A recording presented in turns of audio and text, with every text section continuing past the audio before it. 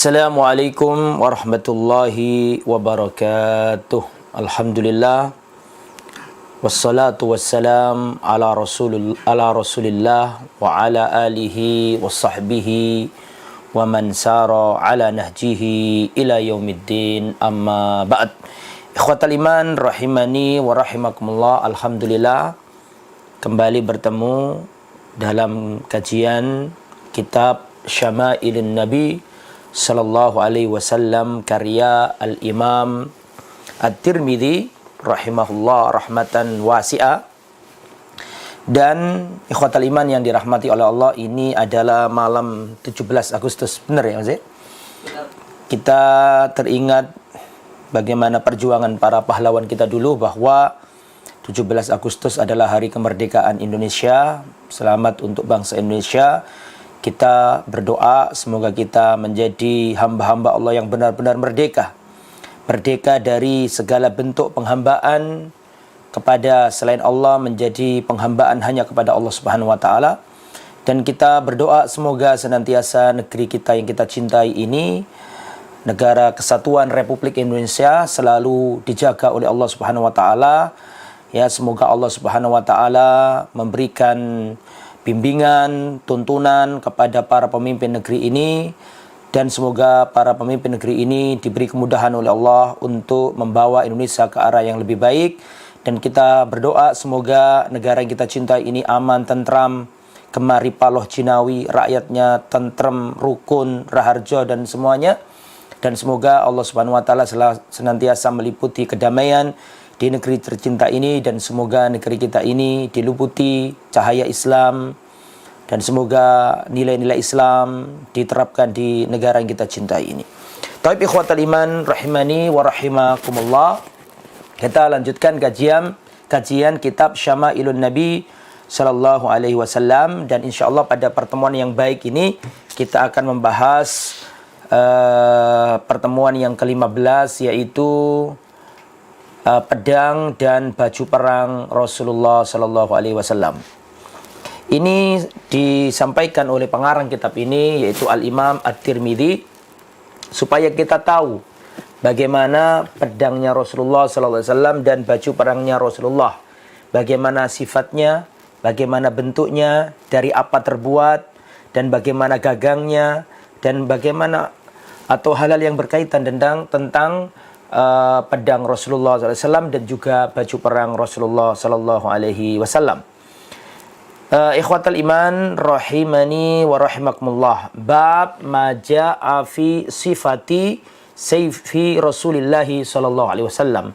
Bab tentang bentuk atau sifat pedangnya Rasulullah Sallallahu Alaihi Wasallam.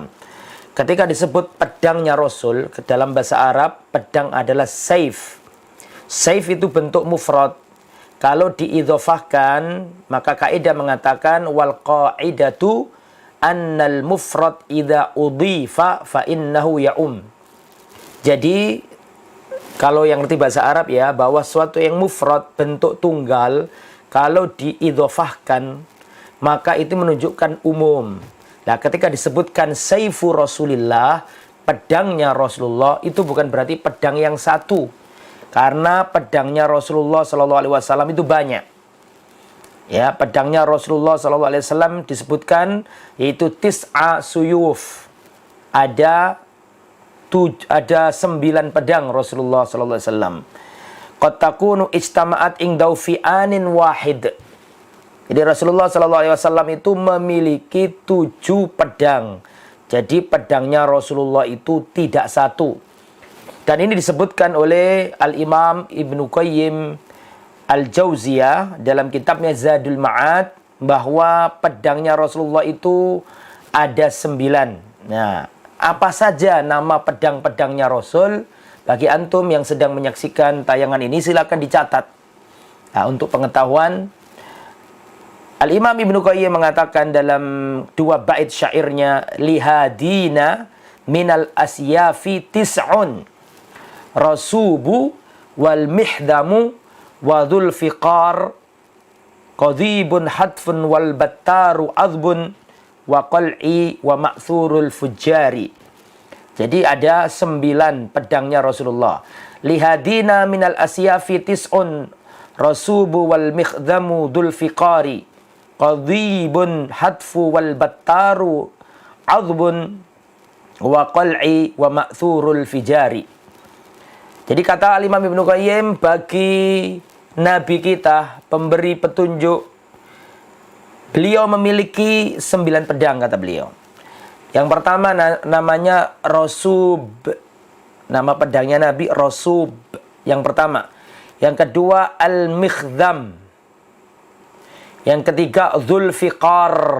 Makanya ada nama Zulfikar, kan? Ada nama orang Indonesia Zulfikar, itu diambil dari pedangnya Nabi Zulfiqar. Yang keempat Qadhib. Yang kelima Hadfu. Yang keenam Al-Battar. Yang ketujuh Adbun. Yang kedelapan Qal'i. Dan yang kesembilan Ma'thur.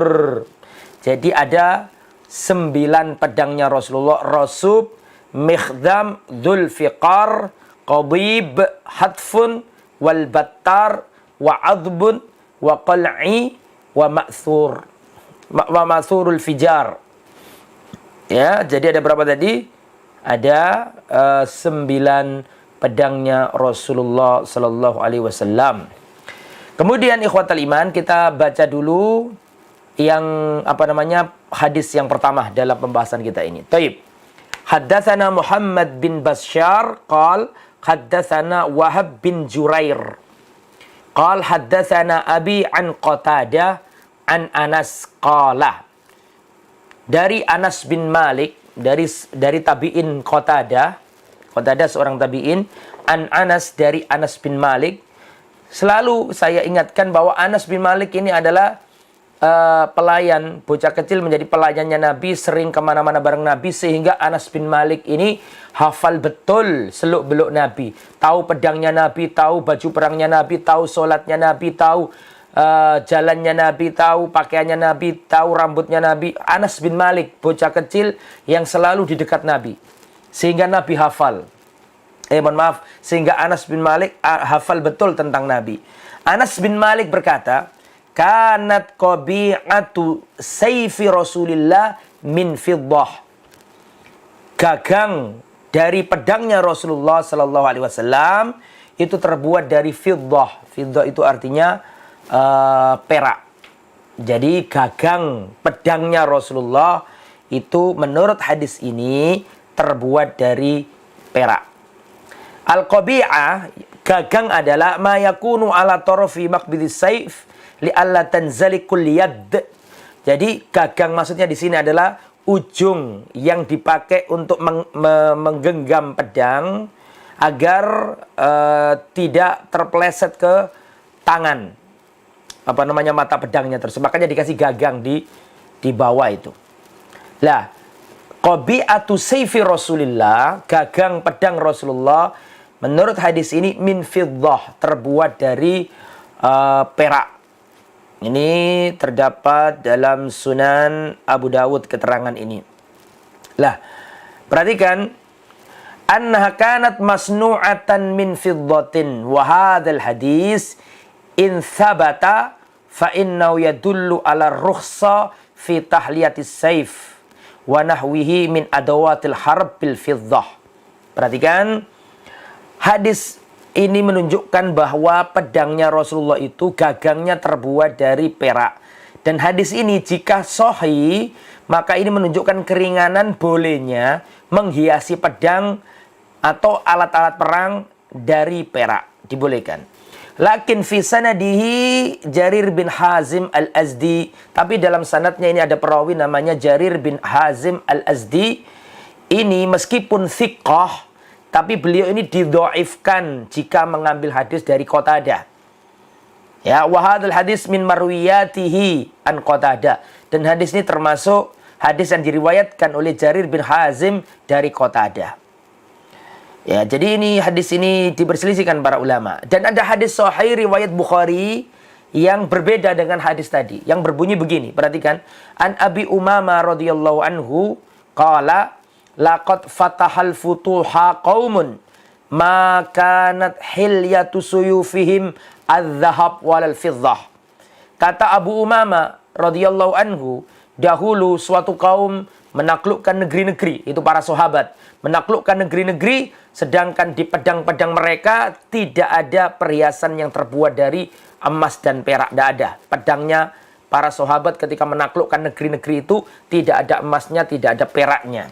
Innama kanat hilyatuhum al-alabi wal anuq wal hadid.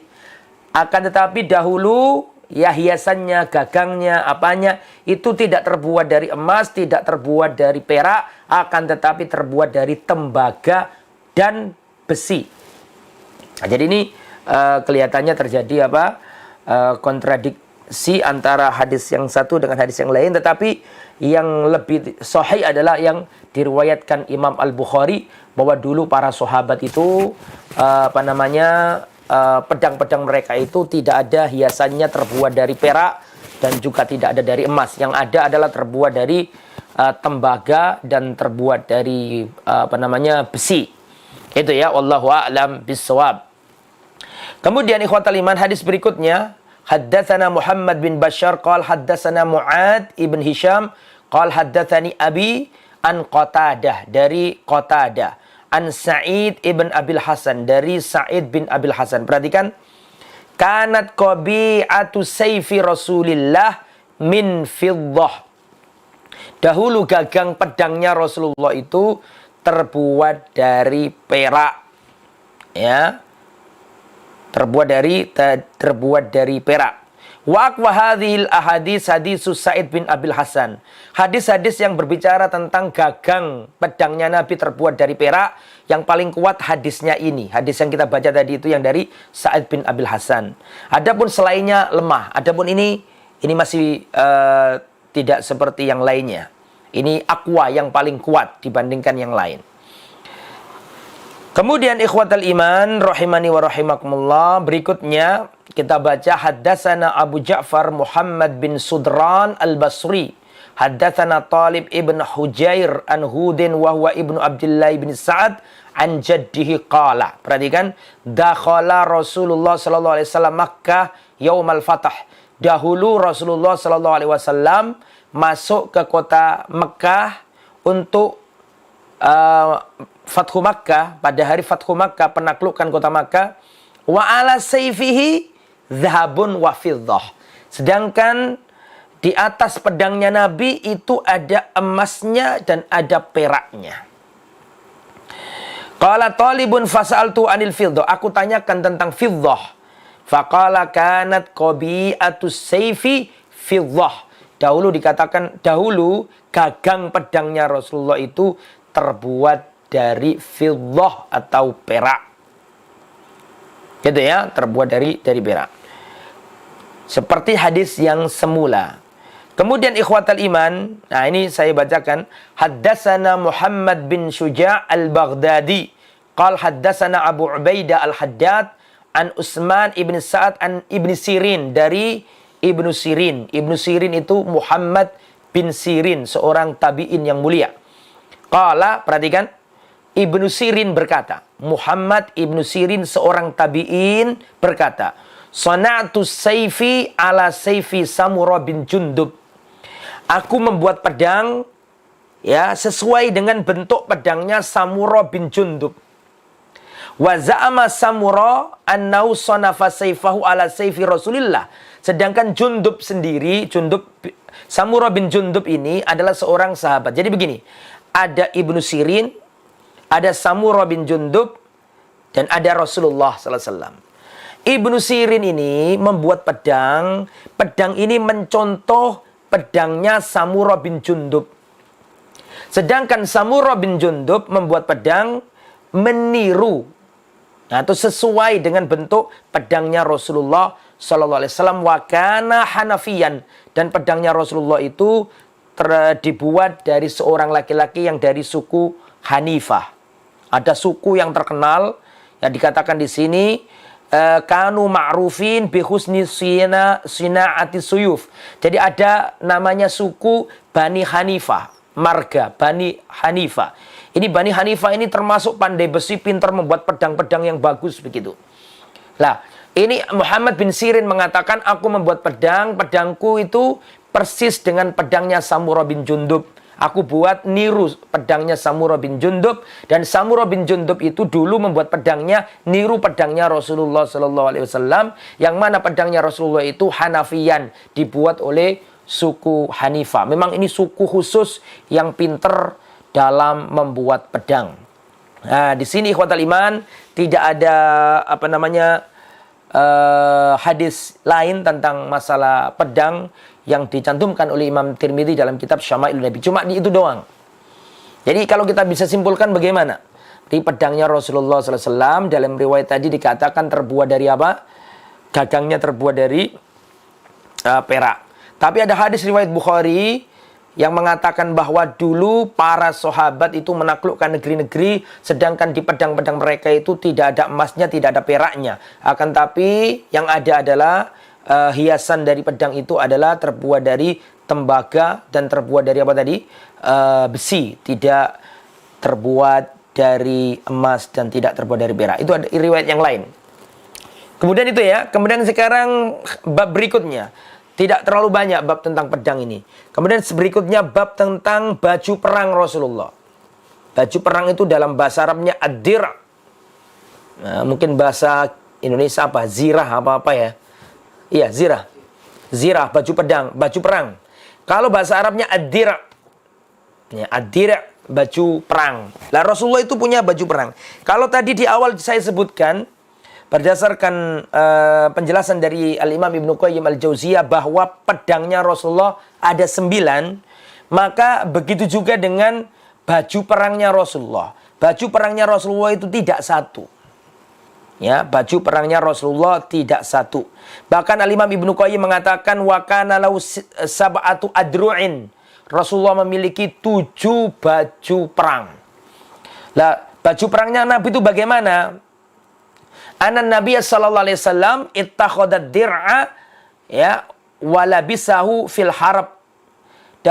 Rasulullah sallallahu alaihi wasallam dulu itu membuat baju perang dan baju perangnya dipakai Nabi ketika perang. Wadir'u, baju perang adalah libasun min hadidin, baju yang terbuat dari besi. Yusna hilakon, yang dibuat dengan lempengan bundaran-bundaran melingkar-melingkar. Wa yakil muqatil, fungsi dari baju perang ini adalah menjaga para pendekar, menjaga para petarung, wayahmihi, dan melindunginya. Min durbin nabli, dari lemparan anak panah atau sabetan pedang. Itu fungsi dari baju perang. Dan seperti yang saya katakan tadi, wakana lahu sab'atu adru'in, dan Rasulullah memiliki 7 baju perang, baju besi, baju perang. Seperti yang dicantumkan dalam kitab Zadul Ma'ad oleh Al-Imam Ibnul Qayyim.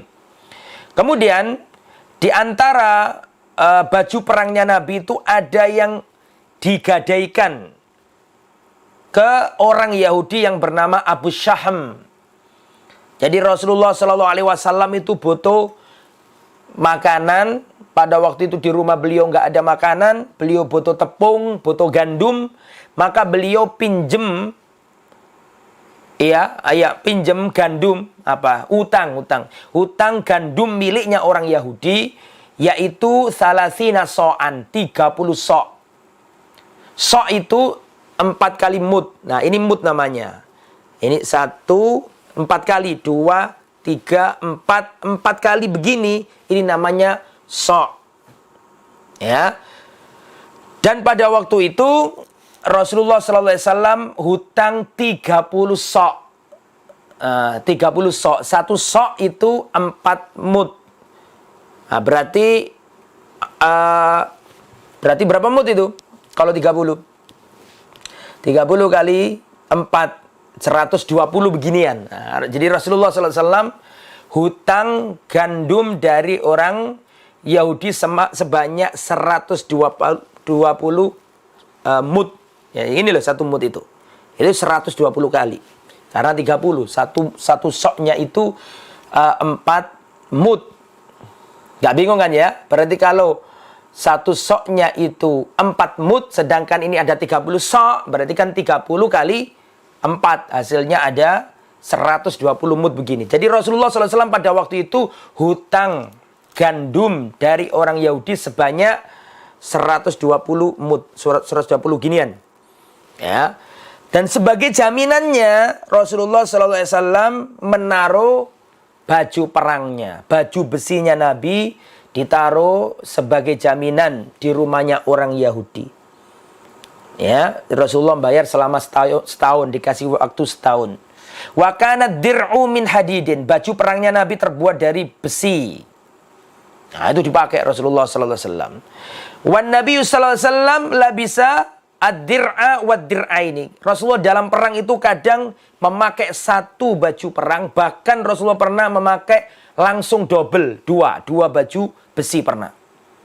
Rasulullah SAW itu orang yang paling tawakal kepada Allah, orang yang tauhidnya paling benar, orang yang paling bersandar kepada Allah. Tetapi Rasulullah ngajarkan kepada kita untuk mencari sebab-sebab yang dibolehkan dalam agama. Rasulullah tidak cukup berdoa, tapi Rasulullah berusaha konkret dengan cara memakai baju besi. Ya, itu dalil juga bahwa Rasulullah SAW itu tidak kebal.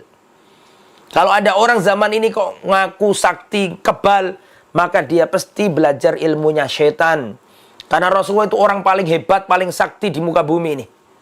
Tapi Rasulullah SAW waktu perang Uhud pakai baju besi tidak cukup satu.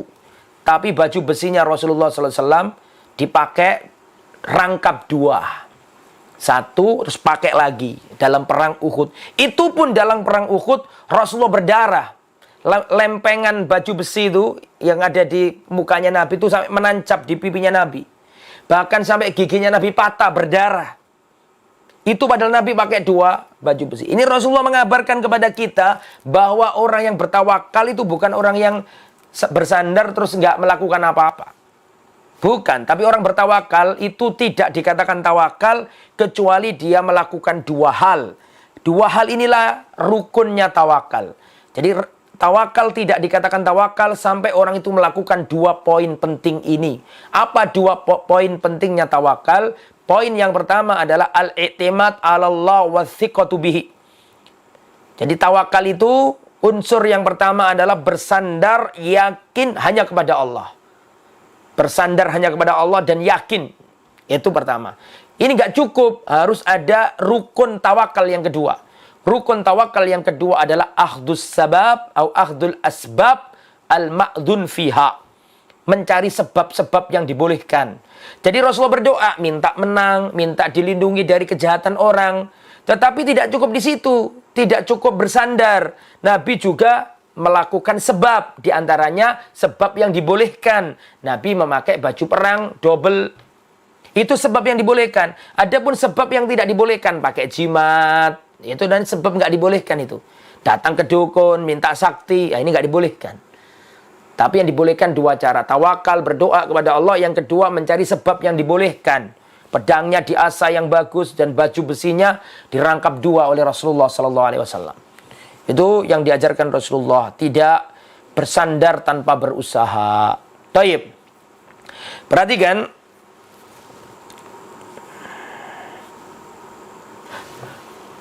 Diterangkan an Yahya bin Abbad bin Abdullah bin Zubair an abihi an jaddihi Abdullah bin Zubair an Zubair bin Awam. Dari Zubair bin Awam, seorang sahabat Nabi yang mulia. Qal, Zubair bin Awam berkata, Kana ala Nabi sallallahu alaihi wasallam yauma Uhudin dir'ani. Dahulu Rasulullah ketika perang Uhud, Rasulullah itu memakai 2 baju besi. Bukan rompi ya, baju perang, double 2. Wa nahadha ila sakhra, Rasulullah bangkit menuju batu besar. Falam yastati, Rasulullah enggak bisa. Fa'aqada Talhata tahtahu, maka Talha bin Ubaidillah dalam perang Uhud itu duduk di bawah Rasulullah supaya Rasulullah bisa naik. Wasaidan Nabi sallallahu alaihi wasallam, maka Rasulullah naik batu besar itu dan pada waktu itu Talha duduk supaya dijadikan tangga oleh Nabi. Akhirnya Nabi naik ke batu besar itu hatta istawa ala sohra. Kemudian Rasulullah berhasil istawa. Istawa itu artinya naik tinggi, berada di atas. istawa alal sokhra, maka Rasulullah berada di atas batu besar itu. Sami'tun Nabi yaqul, Rasulullah sallallahu alaihi wasallam bersabda, aujabat Tolha, Tolha ini pasti masuk surga. Nah, di sini tadi Rasulullah mengatakan, Rasulullah memakai baju besi rangkap. Artinya satu dipakai terus pakai lagi. Nah, di sini dikatakan Rasulullah mau naik batu besar, itu Rasulullah nggak bisa. Akhirnya Tolha bin Ubaidillah duduk, dijadikan oleh Rasulullah tangga. Nah, di sini ada dua makna. Kata Syekh Abdul Razak hafizahullah, beliau mengatakan ini kemungkinan dua. Kenapa Rasulullah nggak bisa naik? Ada dua kemungkinan. Kemungkinan yang pertama karena saking tingginya batu itu, maka minta tolong Tolha untuk menjadi tetangganya bisa naik. Kemungkinan yang kedua karena Rasulullah kesulitan karena membawa baju perang rangkap dua. Jadi banyak kemungkinan. Lah, ini juga dalil tentang keutamaannya Tolha bin Ubaidillah. Tolha bin Ubaidillah ini waktu perang Uhud itu menjadi pahlawan luar biasa.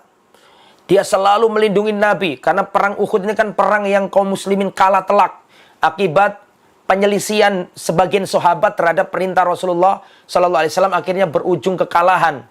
Kalah telak, kaum muslimin banyak yang terbunuh. Hamzah Sayyidul Suhada terbunuh. Mus'ab bin Umair terbunuh. Makanya banyak sahabat-sahabat senior terbunuh dalam perang Uhud ini. Kocar kacur, banyak yang gak karu-karuan.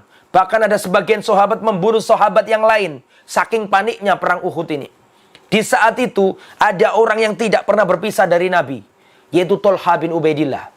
Tolha bin Ubaidillah ini selalu menyertai Nabi, ya, menjadi tameng hidupnya Nabi. Jangan sampai Rasulullah kena tebasan pedang, jangan sampai Rasulullah kena lesatan anak panah, dan jangan sampai Rasulullah SAW kena tombak. Selalu dilindungi oleh Tolha bin Ubaidillah. Sampai badannya Tolha ini penuh dengan tikaman dan penuh dengan luka-luka. Makanya ketika perang Uhud ini selesai, Abu Bakar As-Siddiq pernah ditanya. Ketika sudah lama terjadi, Abu Bakar pernah ditanya, bagaimana perang Uhud dahulu? Maka kata Abu Bakar, perang Uhud itu adalah harinya Tolha bin Ubaidillah. Perang Uhud itu semuanya miliknya Tolha. Saking berjasanya Tolha bin Ubaidillah menyelamatkan Rasulullah SAW. Sampai Abu Bakar kalau ditanya bagaimana perang Uhud dulu itu, kata Nabi, perang Uhud itu semuanya miliknya Tolha. Saking hebatnya Tolha. Dan ketika Tolha bin Ubaidillah penuh dengan luka, Rasulullah SAW berkata kepada para sahabat, barang siapa di antara kalian ingin melihat orang yang mati syahid, tapi orangnya masih berjalan di muka bumi, lihatlah Tolha bin Ubaidillah. Dipastikan syahid, tapi orangnya belum mati. Ya, barang siapa ingin melihat orang yang syahid, mati syahid, tapi masih berjalan di muka bumi, lihatlah Tolha bin Ubaidillah. Ya, dan Tolha bin Ubaidillah termasuk sahabat yang dijamin masuk surga. Di antara 10 sahabat yang dijamin masuk surga. Dan Rasulullah mengatakan, Tolha fil jannah. Tolha masuk surga.